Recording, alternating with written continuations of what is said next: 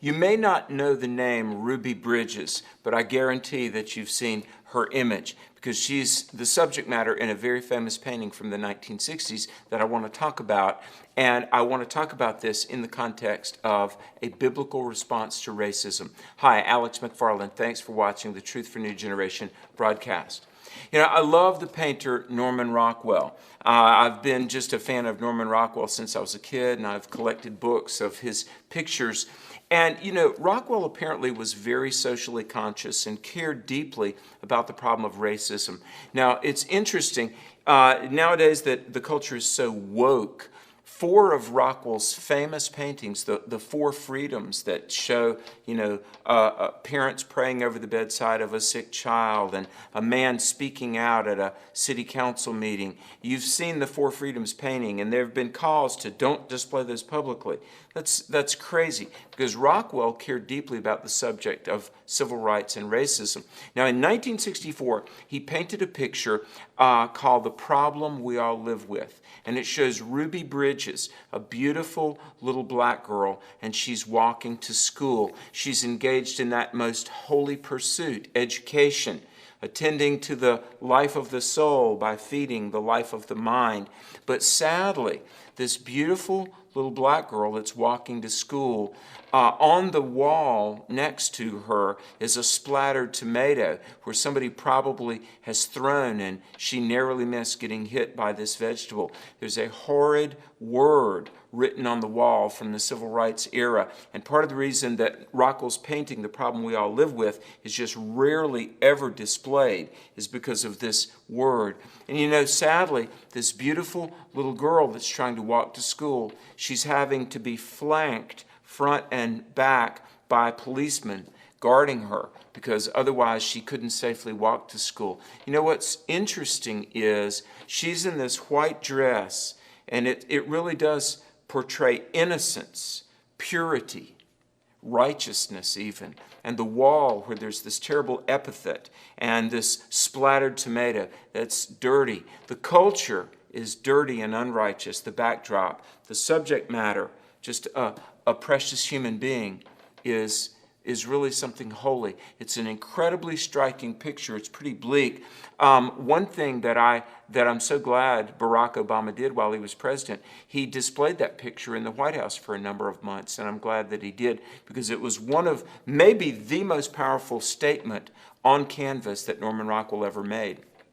Well, 3 years later, in 1967, Rockwell painted another picture. And this is much more hopeful and much more beautiful. And it's titled New Kids in the Neighborhood.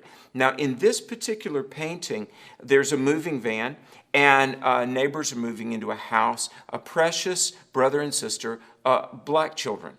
And coming to meet them in the driveway are three white kids. Now, what's really interesting, listen carefully, because herein is a bit of a pathway to some more positive ground.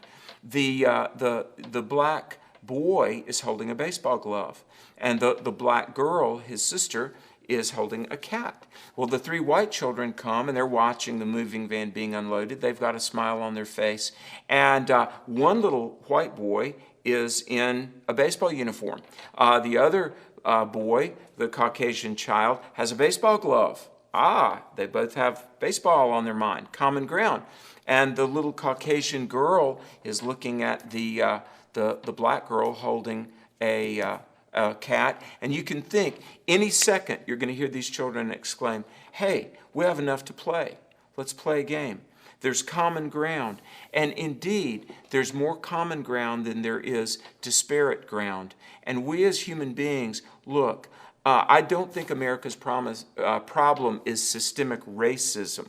I think that there are people trying to make the population think that we are an irrevocably, inherently racist nation, and therefore lawlessness, anarchy, smashing windows is justified. No, we have common ground. We have common, and Rockwell knew this. Look, we're human beings. Just as those children had the common ground of being able to play. Kids don't care what color somebody is. They don't care. They just care that we have enough to build a fort. And we've got enough to play catch. We've got enough for teams. Now, in Rockwell's painting of 1967, the new neighbors, new kids in the neighborhood. You can see adults watching from the curtained windows. The kids are going to do fine. The adults that have some ingrained biases, we don't know. But here's my point. In the Word of God, it says God has made us all one kindred, one blood, one nation. Folks, we are the human race. We're made in God's image. Every human being that you see has value and is worthy of respect and dignity and love. God made us. Let's not destroy ourselves by political slogans or leveraging or agendas. Let's remember that we love God by loving each other. I think Rockwell's second picture gives us a little reminder to do that. And the vexing problem of racism has a beautiful solution, and it's love. And God can give us the power to do that. Well, I want to ask you to share this publicly. If you share publicly, we enter your name to win a book. We give away a book every Friday. We're giving away my book, The Guide You Thought You Knew. So please, on Facebook, please, on Twitter, and subscribe to the Truth for New Generation YouTube channel. I appreciate you watching. Hey, stand strong for truth, and don't forget, pray for America.